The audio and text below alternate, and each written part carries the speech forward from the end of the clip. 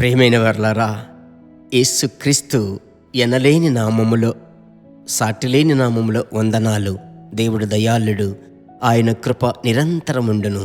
ఈ సమయములో మీకు నేరుగా వచ్చుచున్నటువంటి మాట, అది పైనుండి వచ్చేటువంటి మాట, పరలోకపు దేవుని యొద్ద నుంచి వచ్చే వాక్కు అనేది మీరు మనసులో ఉంచుకొనండి. నీవు నేను శరీర ప్రకారముగా ఒకరిని ఒకరము చూడలేకపోతున్నాం.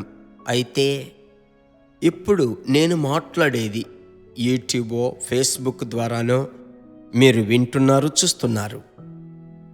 అయితే ఒకటి మీకు తెలుసా, ఈ క్షణమునకు సంబంధించిన మాటను ప్రభువు మీకు ఇస్తున్నాడు. విశ్వాసముతో ప్రభు యొక్క మాటకు మిమ్మలను ఆహ్వానిస్తున్నాను. అపోస్తలుల కార్యములు 20వ అధ్యాయం 10వ వచనం. వెంటనే పౌలు దిగి అతని మీద పడి చింతించవద్దు, ఇతని ప్రాణము ఇతనిలోనే ఉంది అని చెప్పాడు. చక్కటి మాట. ఇతని ప్రాణం ఇతనిలోనే ఉన్నది. అపోస్తలుడైనటువంటి పౌలు ప్రసంగించేటప్పుడు ఆ రాత్రి ఐతికు అనబడినటువంటి వ్యక్తి, అతను మేడ గదిలో నుంచి పై అంతస్తు నుండి క్రింద పడ్డాడు. అందరూ చూశారు, అతడు చనిపోయాడు, ప్రాణం అతనిలో లేదు అన్నారు. ఇది వినిన అపోస్తలుడైన పౌలు అతని మీద పడి కౌగలించుకొని, తొందరపడకుడి, ఇతని ప్రాణం ఇంకా పోలేదు, ఇతని ప్రాణం ఇతనిలోనే ఉంది అని చెప్పాడు. ఆ మాట చెప్పిన వెంటనే అతనికి ప్రాణం వచ్చింది. అతనిని అతడు లేపాడు. ఈరోజు నేను మీకు చెప్పుచున్నాను, ఇక మీదట నేను బ్రతకలేను, ఇక నా సమస్య నేను తట్టుకోలేను, ఇక మీదట నాకేది కుదరదు, చాలు ప్రభువా, నేను ఒక చచ్చిన శవములాగా, చనిపోయిన ప్రేతములాగా ఉంటున్నాను అంటున్నారా? ప్రభు అంటున్నాడు, మీ ప్రాణం మీలోనే ఉన్నది. ఎలాగూ? అభిషేకమే. ఆమేన్. మీరు ఏమాత్రము ఎండిపోవద్దు, అయ్యో నేను నలిగిపోతున్నానే అనుకోవద్దు. ప్రాణముతో లేపిటువంటి శక్తి చనిపోయిన వారినే ప్రాణముతో లేపడానికి సాధ్యమైతే మీ కృంగుదలలో నుంచి ఎందుకు లేపలేడు?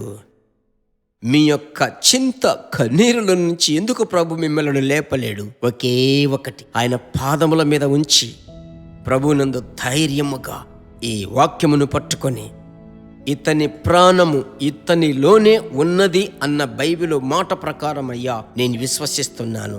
అలాగూ ప్రార్థిస్తూ ఉండండి, నేను ప్రార్థిస్తాను. చేతుల పైకెత్తండి. పరమ తండ్రి, మీ ప్రజలను తట్టి లేపిన జీవము గల మాటకై స్తోత్రం. ప్రాణముతో లేపే జీవపు వాక్కు మీ బిడ్డల మీదకి దిగుతున్నందుకు స్తోత్రం. ప్రాణాత్మ శరీరములో, ఇంకా పరిచర్య మార్గములో, విశ్వాస జీవితములో, ఆర్థికములో, బలహీనతలో మీ బిడ్డలు ఎండిపోయి ఉన్నట్లయితే, మీ బిడ్డలను ప్రభువా ఎప్పుడే మీరు లేపడం ప్రారంభించాడయ్యా.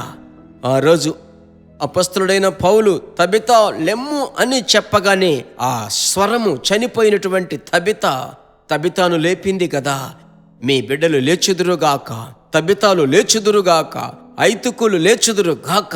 ప్రభు నామ మహిమపరచబడాలి. ప్రార్థన ఆలకించిన దేవునికి స్తోత్రం, స్తోత్రం, స్తోత్రం. యేసు నామములో తండ్రి, ప్రభు మిమ్మల్ని లేపాడు. ఇక పాత సమస్య మరలా మాట్లాడకండి, నూతన మార్గం తెరవబడుతుంది. సరేనా? ఈ నిరీక్షణతో ఎదుటి వారికి షేర్ చేయడం మర్చిపోకుండా మీరు షేర్ చేయాలి. వీలైతే ఈ సందేశం విన్నారు కదా, వాట్సాప్లో ఒక టెక్స్ట్ మాత్రం పంపించి, తమిళంలో, తెలుగులో, ఆంగ్లంలో, ఇంకా హిందీలో మీరు అనేకులకు షేర్ చేయండి. హిందీలో విన్నటువంటి వారికి, మీకు చెందిన వారికి, ప్రభు బిడ్డలందరికీ షేర్ చేయండి. అందరూ ప్రభు చేత ఆశీర్వదింపబడాలి. God bless you. దేవుని బిడ్డలారా, ఈ వర్తమానము మీకు మిక్కిలి ఆశీర్వాదకరముగా ఉందని మేము నమ్ముచున్నాము. ఇంకనూ మా వర్తమానములను విని ప్రభువులు ఆశీర్వదింపబడుటకు జీసస్ మీట్స్ మినిస్ట్రీస్ అను మా యూట్యూబ్ ఛానల్ ను సబ్స్క్రైబ్ చేయండి. మరియు మా ప్రార్థన సహాయముకై మీరు సంప్రదించవలసిన మా ఫోన్ నెంబర్ 9842528236 మరియు 7299546363. Email gpsrobinson@hotmail.com. ప్రభు మిమ్మును ఆశీర్వదించునుగాక.